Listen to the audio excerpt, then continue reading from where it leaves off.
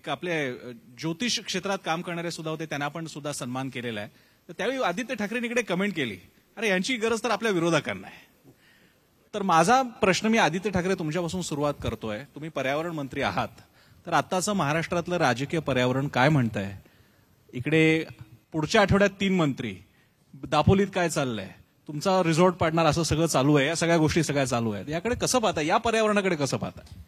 या पर्यावरणात बदल होणार नाही. जे पर्यावरण आहे ते महाराष्ट्राचं चांगलं आहे, वातावरण चांगलं आहे आणि असंच काम चालू राहील. पण या ज्या सगळ्या अशा थेट विरोधी पक्षातले नेते एखाद्या ठिकाणी जात आहेत, तुमची नावं घेत आहेत आणि मधल्या काळामध्ये वातावरण अगदी इतकं टेन्स झालं होतं की नाही म्हणालाच म्हणजे एक राजकारणामध्ये सुद्धा एक सीमारेषा साधारणपणे मानली जात होती की साधारण आपण कुठपर्यंत जायचं आणि कुठे थांबायचं. पण आता गोष्टी अशा ज्या समोर येतात, आम्ही सामान्य आहोत, मी फक्त मला संधी मिळते म्हणून मी तुमच्यासमोर बसलोय, पण आता थेट घरच्यांपर्यंत गोष्टी यायला लागलेल्या आहेत. तर त्याच्याकडे तुम्ही कसं पाहताय? नाही, हेच गोष्ट आपण जर ओळखली पाहिजे, जे आपण आता म्हणता म्हणाल की राजकारण हे आधी महाराष्ट्राचं असं कधीही नव्हतं. म्हणजे आता मी जरी 31 वर्षाचा असलो, 10 वर्ष राजकारणात असलो, तरी आजोबांकडून असेल, वडिलांकडून असेल, एक ज्येष्ठ नेत्यांकडून नेहमी ऐकत आलेलो आहे. कधी राजकारण एवढं विंडिक्टिव्ह पॉलिटिक्स जे होतं, आत्ता जे होतंय, हे नुसतं वाचत आलेलं विंडिक्टिव्ह पॉलिटिक्स बद्दल, पण महाराष्ट्राचं राजकारण कधी एवढं गढूळ असं झालेलं नव्हतं. ठीक आहे, आरोप प्रत्यारोप होत असतात, राजकारण हे चालू असतं, सत्ता येते जाते पुन्हा येते, पण हे नैराश्य जे विरोधी पक्षाला आलेले, मग कोणाची नावं घेऊन बोलणं असेल, बदनामी करणं असेल, वातावरण खराब करणं असेल, ह्या सगळ्या गोष्टी मला वाटतं आपल्या राजकारणासाठी योग्य नाहीत. जर आपण बघितलं, जर तरुण मंडळी येऊ करते पुढे राजकारणात, आपण विचार करा, जर आपण आज राजकारणात यायचं वाटतंय आपल्याला, तर आपण नक्की येणार का या राजकारणात? आणि आलात तर कुठच्या पक्षात जाणार? जे पक्ष चांगले काम करतात की जे पक्ष बदनामी करतायत, हा देखील आपण विचार करणार की तुम्ही चांगलं काम करायला लागलात तर बदनामी होते, त्या बाजूला गेलात तर विरोधी पक्षात बसता आणि तुम्हाला बदनामी करायला लागते. पण हे सगळं होत असताना मला वाटतं हे जरी आपण आता इन द स्ट्राईट झालं बोलतो घेतलं, तरी कुठे ना कुठेतरी हे आपण विचार करणं गरजेचं आहे प्रत्येक पक्षाने, आणि हे वातावरण बदलण्यासारखं आहे. कारण इथून लोकांसाठी आपण काय चांगलं करतोय, लोकांचे आपण विषय पुढे आणतोय का? महागाई वाढत चाललेली, आपण रोज बघा दर दिवशी दर वाढतच आहेत, आणि इंधनाचे असतील, पेट्रोल डिझेलचे असतील, सीएनजीचे असेल, हे सगळं वाढत असताना कुठे ना कुठेतरी हे सगळं लपवण्यासाठी हे आरोप चाललेत का, प्रत्यारोप चाललेत का? आणि मग ज्या ज्या राज्यांमध्ये निवडणुका येतात तिथे ह्या काही यंत्रणा येतात आणि एखाद्या पक्षाची प्रचार आणि दुसऱ्या पक्षाची बदनामी हे सुरू करतं. ठीक आहे, हे आत्ताचं वातावरण असं असलं तरी देखील युवकांनी विचार करणं ह्याच्यावर गरजेचं आहे की पुढचा देश हा कसा बनला पाहिजे, आपण कसा घडवू आणि आपण देशाला कुठच्या दिशेने नेतोय, हा एक विचार करणं गरजेचं आहे. वळसे पाटीलजी, आपण गृहमंत्री आहात. मगाशी आम्ही इकडे स्टेजवरती असताना असं म्हणत होतो, मी सांगत होतो सिद्धार्थ जाधव आणि आदित्य ठाकरेंना की ते शब्दशः गृहमंत्री आहेत. कारण महाविकास आघाडीतला जो फेविकॉल आहे, वरती शरद पवार आहेत, पण डे टू डे मध्ये जे फंक्शनिंग ठेवायचं आहे त्याच्यामध्ये ते खरं शब्दशः गृहमंत्री, म्हणजे महाविकास आघाडी घर मानलं तर. मला आपल्याला विचारायचं आहे वळसे पाटीलजी की गेल्या काही दिवसातल्या घटना आपण पाहतोय, माजी पोलीस अधिकाऱ्यांपासून, मंत्र्यांपासून, काही मंत्री त्यांना जावं लागतंय, केसेस फेस कराव्या लागतायत. कोणत्या आणि महाविकास आघाडीतला कोणत्याही पक्ष या अशा गोष्टींपासून सध्या बाजूला नाहीये. या परिस्थितीकडे महाविकास आघाडीतले एक वडीलधारी म्हणून, मंत्री म्हणून, आणि ते सुद्धा गृह खात्यासारखा पोर्टफोलिओ असताना आपण कसं पाहताय? आज जी परिस्थिती महाराष्ट्रामध्ये आहे, ही परिस्थिती याच्यापूर्वी कधीही नव्हती. आजपर्यंत देशामध्ये अनेक सरकारं आली आणि अनेक सरकारं गेली, पण आज केंद्रीय यंत्रणांचा वापर ज्या पद्धतीनं केला जातो, आता त्याचं एक साधं उदाहरण, राजकारणी लोकांचं ठीक आहे, पण नागपूरला एखाद्या पक्षाच्या विरोधी बोलणाऱ्या एखाद्या वकिलाला सुद्धा सकाळी 6 वाजता जाऊन 5 वाजता जाऊन आज केंद्रीय यंत्रणांचे लोक अटक करून घेऊन जातात. याच्यातून काय दिसतंय? याच्यामधून एकच दिसतंय की आपल्याला राजकीय विरोध करून ज्या ठिकाणी कोणाला थांबवता येत नाही, त्या ठिकाणी वेगवेगळ्या माध्यमातून वेगवेगळ्या पद्धतीनं त्याला बदनाम करायचं, बदनाम करण्याचा प्रयत्न करायचा, त्याला थांबवायचा प्रयत्न करायचा, हे जे चाललेलं आहे. मला गृहमंत्री म्हणून माझी जबाबदारी काय आहे? माझी जबाबदारी ही आहे की या राज्यामध्ये कायदा आणि सुव्यवस्था कायम राखणं, त्या दृष्टिकोनातून सगळी यंत्रणा राबवणं. परंतु आज जर पोलीस यंत्रणेला सुद्धा केंद्रीय यंत्रणांची भीती दाखवली जात असेल, प्रशासकीय यंत्रणांना केंद्रीय यंत्रणांची भीती दाखवली जात असेल, राजकारणात दाखवली जात असेल, समाज माध्यमांना दाखवली जात असेल, तर मग त्याच्यामधून नक्की आपण देश कुठं घेऊन चाललोत हा विचार करायला पाहिजे. आणि हे काही राजकारण नाही. महाराष्ट्राचं राजकारण हे अतिशय प्रगल्भ असं राजकारण होतं. स्वर्गीय यशवंतराव चव्हाण साहेबांच्या पासून या महाराष्ट्राची जी उभारणी झाली आणि ज्या पद्धतीने मग SM जोशी असतील, नानासाहेब पाटील असतील किंवा आणखीन खूप मोठे मोठे लोक या महाराष्ट्रामध्ये होऊन गेले. महाराष्ट्राच्या विधानसभेनं अनेक असे दर्जेदार अशी चर्चा झालेली आहे, दर्जेदार चर्चा ऐकलेली आहे. विकासाच्या प्रश्नावर एकत्र पद्धतीनं येऊन काम केलेलं आहे. अनेक वेळेला सरकारच्या चांगल्या योजनांना विरोधी पक्षांनी एक सपोर्ट केलेला आहे. पण आज फक्त आम्ही तुमच्या विरोधात काहीतरी बोलू, तुम्ही आमच्या विरोधात काहीतरी बोला, आम्ही तुमच्या विरोधात काहीतरी कारवाई करू. आज साधारणतः एक फेडरल स्ट्रक्चर जे आहे त्या फेडरल स्ट्रक्चरमध्ये राज्यातले पोलीस असताना जर केंद्रीय यंत्रणा राज्यातल्या पोलिसांना बरोबर न घेता पोलीस सुद्धा केंद्रातून घेऊन येत असतील तर राज्याच्या व्यवस्थेवरचा केंद्र सरकारचा विश्वास हा किती आहे हे याच्यामधून सिद्ध होतं. आणि त्याच्यामध्ये मग काहीतरी एक षडयंत्र तयार करून त्याच्यामधून आज राजकारण किंवा राजकारणातलं वातावरण बिघडवण्याचा जो प्रयत्न चालू आहे, माझ्या दृष्टिकोनातून गृहमंत्री म्हणून आज आमची जबाबदारी ही आहे की या राज्यामधल्या बाकीच्या सगळ्या प्रश्नांच्याकडे दुर्लक्ष होतंय. आणि आज मग आता काय नवीन नवीन विषय निघतात, म्हणजे जे विषय गरजेचे आहेत की नाही मला माहीत नाही. आता कुठेतरी तुमचा अजानचा भोंगा आहे म्हणून तिथे आम्ही हनुमान चालीसा लावू. आता हा काही महाराष्ट्राच्या डेव्हलपमेंटचा विषय होऊ शकत नाही.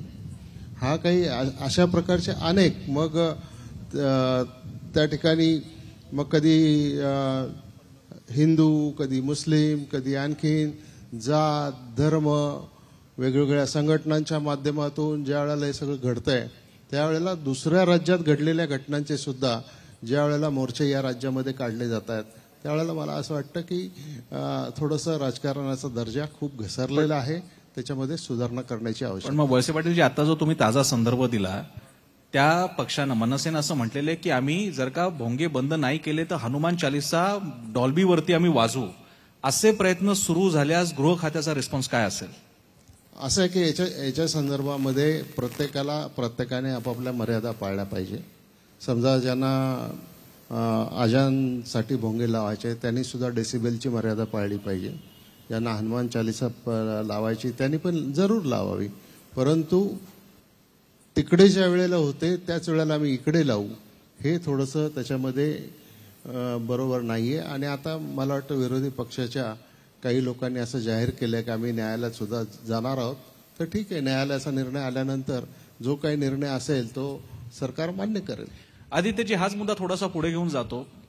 म्हणजे मला सामनाच्या वरचा टॅगलाईन मला माहिती आहे, ज्वलंत हिंदुत्वाचा पुरस्कार करणारं एकमेव मराठी दैनिक. आता ती हिंदुत्वाची स्पेस महाराष्ट्रात सुद्धा भाजप ऑक्युपाय करायचा प्रयत्न करते आणि ते कमी म्हणून की काय मनसे सुद्धा हिंदुत्वाचा नेता म्हणून पुढे येण्याचा प्रयत्न करते. अजान विरुद्ध, हनुमान चालीसा विरुद्ध अशा प्रकारचा मुद्दा पुढे आणताय. या नॅरेटिव्हला तुम्ही कसं तोंड देणार शिवसेना? सोपी गोष्ट आहे. खरं तर मी त्या दिवशी पण बोललेलो की आमचं हिंदुत्व ही जी वचनं दिलीत ती पूर्ण करण्याचं आणि लोकांची सेवा करण्याचं आहे. आज खरं तर आपली राजकीय चर्चा होत असताना ह्यांचं सगळ्यांचा सन्मान झालं ते मागे पडायला नको म्हणून जास्ती राजकीय चर्चा वाढूया नको. पण एकच ज्या पक्षाचा आपण उल्लेख केला त्यांना मी आधी टाइमपास टोळी बोलायचो कारण ते टाइमपासच करायचे. आत्ताच्या काळात थोडं मला बरं वाटते की त्यांना भाजपची सी टीम म्हणून थोडं काम मिळालेलं आहे. बी टीम ही MIM आहे आणि सी टीम ही मनसे आहे. आणि भाजपचं तुम्ही राजकारण बघा, ज्या ज्या राज्यांमध्ये त्यांना राज्य करायचं असतं किंवा पुढे यायचं असतं हे आता ह्या दोन्ही पक्षांना वापरून एकामेकांच्या विरोधात काही ना काहीतरी बोलून काहीतरी घटना घडवून हिंदू मुस्लिम दंगे त्याच्यात वादविवाद कसं होईल हे करून स्वतः सरकार स्थापन कसं करायचं ह्याच्यावर मला वाटतं त्यांचा जास्ती फोकस असू शकतो, जे कालच्या ह्याच्यातून दिसतंय. कालचं काही मी बघितलं नाही तरी देखील आज थोडंफार जे वाचलं ते एकच महत्वाचं ह्याच्यात पुन्हा एकदा आहे की जो पक्ष गेले एवढे वर्ष भूमिका आपली स्पष्ट करू न शकले की कुठच्या बाजूनी कोण काय बोलतंय त्याच्याकडे आपण किती लक्ष द्यायचं. पण एक लक्ष न देता देखील काळजी महाराष्ट्राने घेणं गरजेचं आहे की कुठेही आपल्या राज्यामध्ये वादविवाद वाढू नयेत. असं नाहीत की खूप कमी वाद आहेत आपल्याकडे, पण ते वादविवाद वाढू नयेत. संवादाने चांगलं पुढे न्यावं हे आहे. आणि हिंदुत्व आहे ना, हिंदुत्वासाठी सतत काही लढण्याची गरज नसते. हिंदुत्व जी आपण वचन देतो राजकीय पक्ष म्हणून, ती जरी पूर्ण करून दाखवली, रघुकुल रीत सदा चली आहे, प्राण जाय पर वचन न जाय, हे तर हिंदुत्वच आहे. ते आता अयोध्येला जाणार आहेत. पण संघर्ष संपलाय तिकडचा. कोर्टाने जे काही करायचं होतं ते केलेलं आहे. मुंबई महापालिकेत शिवसेना जेव्हा अयोध्येला गेलेली त्याच्यानंतर कोर्टाची निकाल आला आणि ते पूर्ण राम जन्मभूमीचं मंदिर आहे तिथे बांधत आहेत. आता निकाल आल्यानंतर, संघर्ष संपल्यानंतर दर्शनाला कोणी जाऊ शकतं. मुंबई महापालिकेत हा चॅलेंज वाटतोय तुम्हाला? वोट स्प्लिटच्या दृष्टीने? मुंबईकर गेले 25 वर्ष जे आता मुख्यमंत्री उद्धवसाहेब ठाकरे त्यांच्यावर विश्वास ठेवून शिवसेनेला सत्ता देत आलेले आहेत. महाविकास आघाडीचं सरकारमध्ये देखील आपण बघितलं असेल, मुंबईचा विकास असेल, पुण्याचा विकास असेल, एकंदरच महाराष्ट्राचा विकास गेल्या 2 वर्षात कोविडच्या काळात देखील कुठेही थांबला नाही. मुंबईची जर साधी उदाहरणं द्यायची असतील तर कालच 2 मेट्रोच्या लाईनी पूर्ण केल्या आम्ही, ज्या कोविडच्या काळात ठप्प होऊ शकल्या असत्या. MTHLचं काम 64% झालेलं आहे. कोस्टल रोड साऊथ पाऊंडचं 55% काम झालेलं आहे. वरळी शिवडीचं काम सुरू आहे. गोरेगाव मुलुंडचं आहे. नरिमन पॉईंट कफ परेडचं आहे. हे सगळं कमी पडतं तर आम्ही कुठे ना कुठेतरी मोठ्या प्रोजेक्ट्सवर फोकस तर आहेच, पण जे गल्लीतली कामं आहेत, मग फुटपाथ चांगले करणं असेल, लाईट, बस स्टॉप, बसेस, ह्या सगळ्या कामांवर देखील फोकस केलेला आहे. आणि त्या चेहऱ्यावर, उद्धव साहेबांच्या चेहऱ्यावर मुंबई ही विश्वास ठेवून शिवसेनेनं मतदान करत आलेली आहे. आता देखील आपण बघा, मुख्यमंत्री असतील, उपमुख्यमंत्री महोदय असतील, ह्या सर्वांच्यावर विश्वास ठेवून महाराष्ट्र भक्कमपणे महाविकास आघाडीच्या सोबत उभा. यावेळी मनपाचा चेहरा तुम्ही असणार आहात, शिवसेनेचा, असं आपण सांगितलेलं आहे. पण मी, आमचे पक्षप्रमुख आहेत तेच चेहरे असतील आणि आमचं जे काम असतं तो आमचा नेहमी चेहरा असतो.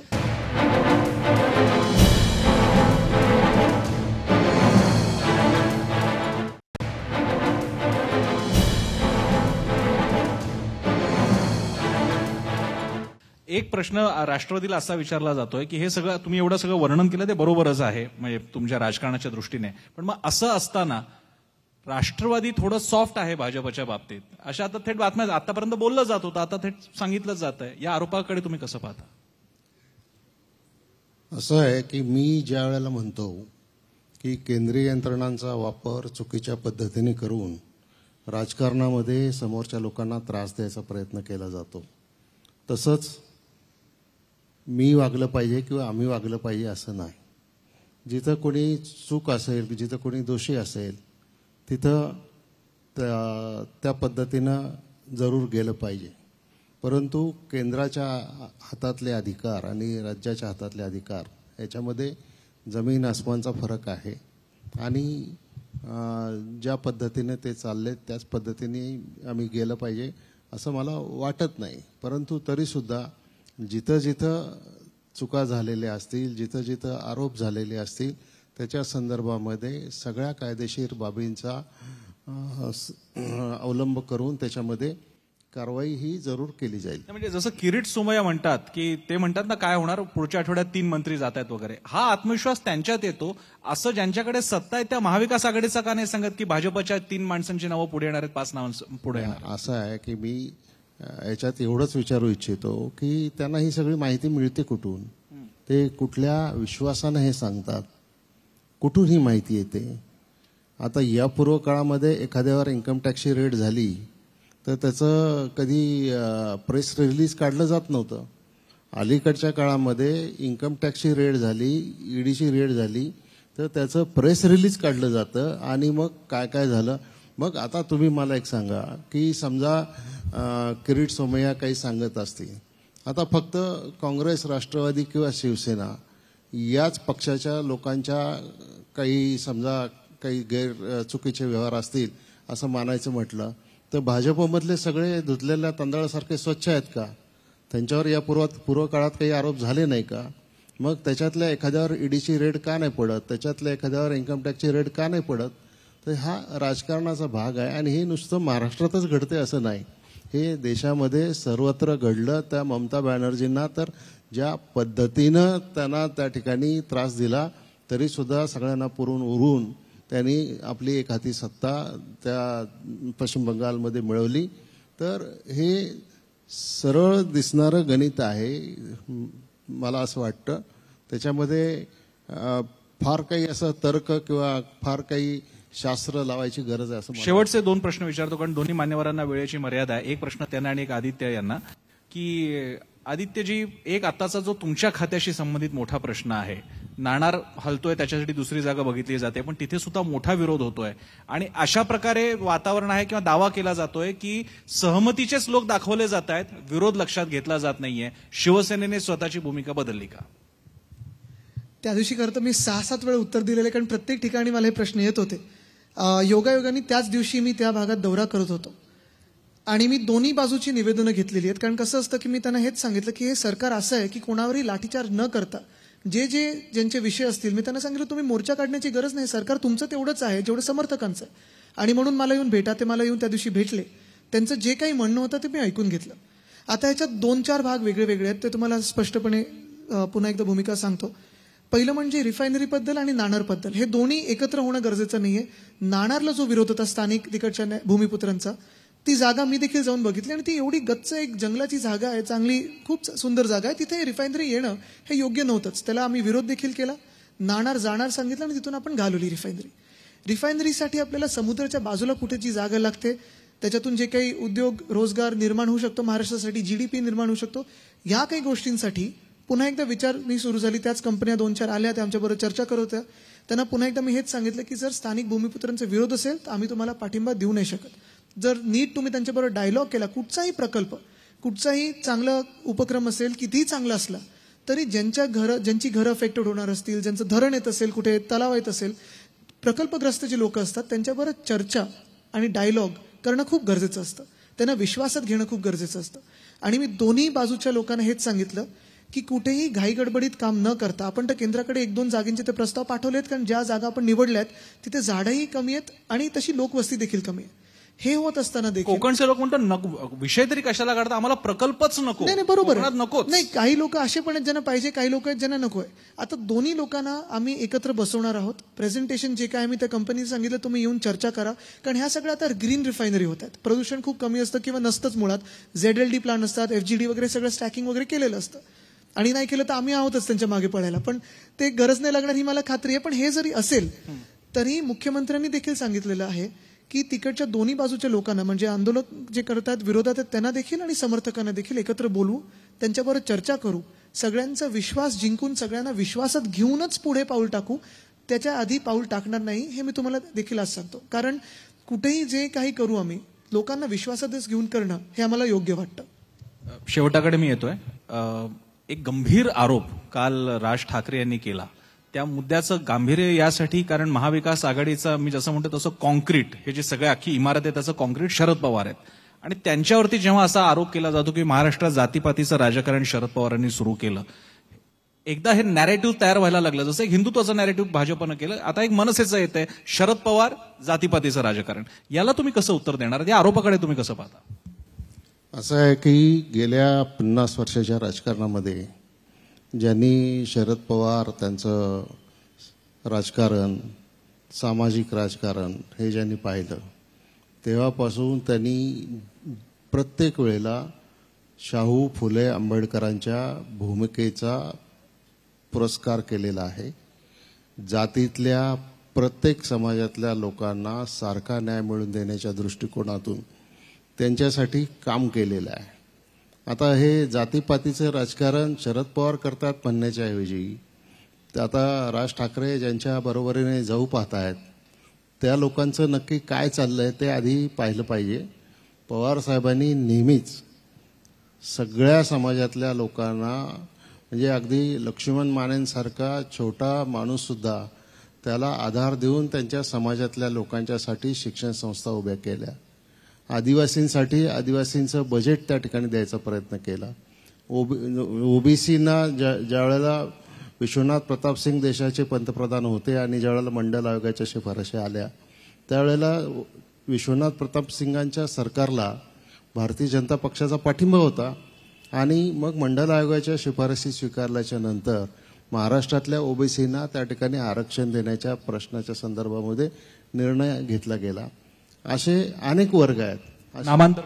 नामांतराच्या वेळेला सुद्धा की ज्या डॉक्टर बाबासाहेब आंबेडकरांनी या देशाला घटना दिली, या देशाला नेतृत्व दिलं, त्यांचा नामविस्तार फक्त त्या ठिकाणी मराठवाडा विद्यापीठाला करण्याच्या दृष्टिकोनातून जो संघर्ष झाला हिंदू आणि बिगर हिंदू किंवा मराठा आणि बिगर मराठा असा जो संघर्ष झाला त्याच्यामधून ते काही संघर्ष करण्यासाठी एखादा निर्णय घेतला गेला असं मानायचं काही कारण नाही. निर्णय चांगल्या भावनेने घेतला, परंतु त्याला चुकीच्या भावनेने घेऊन पवार साहेबांना बदनाम करायचा प्रयत्न केला गेला. या महाराष्ट्रामध्ये आजकाल जर चर्चेमध्ये राहायचं असेल तर कुठल्याही नेत्याला पवार साहेबांचं नाव घेतल्याशिवाय त्या ठिकाणी तुमची हेडलाईन बनत नाही, ब्रेकिंग न्यूज बनत नाही. आणि म्हणून आता अशा प्रकारच्या वक्तव्याच्या माध्यमातून एक समाजामध्ये आणखीन एक अस्वस्थता निर्माण करायचं काम आता एक सरळ पद्धतीने सुरू आहे. एवढंच मी आपल्याला सांगतो. तुम्हा दोघांचे धन्यवाद आणि आभार मानण्यापूर्वी पत्रकाराची खोड असते तसं अगदी शेवटचा प्रश्न की दरवेळी एक हे दिलं जातं की आता पुढचं झालंच म्हणजे सत्ता आलीच, आता हे सरकार कोसळणार, तुमचे आमदार आमच्या संपर्कात आहे. मगाशी आदित्य ठाकरेंनी जोक केला, तो तुम्हाला ऐकायला आला नसेल, मला आला.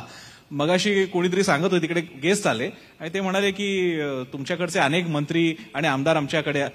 25 आमदार. तर आदित्य ठाकरे म्हणाले की मला एका क्षणी धक्का वाजला की भाजपमध्ये गेले की काय. नाही मी बोलत त्यांच्याकडून पाठवले की काय ना बोलायला. सो माझा तोच प्रश्न आहे की झोप लागते का या तुमचं सगळ्यांचं मानसिक आणि बाकीचं आरोग्य ह्या अशा भीतीमुळे खरंच ढवळून गेलंय का? माझा तुम्हाला उलट प्रश्न आहे, तुम्हाला कंटाळा नाही येत का या घोषणांचा? त्यांनी एवढा हाईप करून ठेवला की आम्ही दरवेळी तिकडे बघावंच लागतं आम्हाला. पण मग या सत्तेच्या सारख्या सत्ता जाणार, पुढचा महिना दसरा, पुढचा गुढीपाडवा. असं आहे की जोपर्यंत बहुमत स्पष्ट आहे तोपर्यंत सत्ता जाणार किंवा हे जे पुढचे जे वादे दिले आहेत, मला असं वाटतं की ते वादे करणाऱ्यांनी इथं आपल्या यांचा जरा थोडा सल्ला घेतला ज्योतिषांचा, तर मला वाटतं जास्त बरं होईल. कारण शेवटी नुसतं हवेत वार करून काही उपयोग नाही त्याचा. हे सरकार पूर्ण 5 वर्ष चालणार आहे, चांगलं काम करणार आहे, लोकांचे प्रश्न सोडवणार आहे. उद्धवजी ठाकरे यांच्या नेतृत्वाखाली हे सरकार काम करत आहे, हा विश्वास आम्हाला आहे. त्यामुळे आम्हाला झोप पण चांगली येते.